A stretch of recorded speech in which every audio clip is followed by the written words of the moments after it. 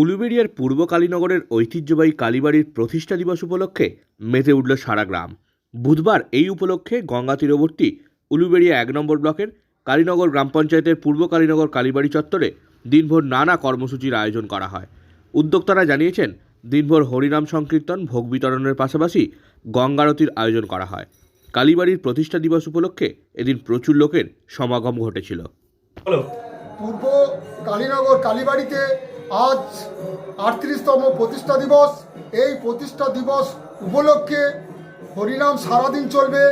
দুপুরে ভোগ বিতরণ হবে।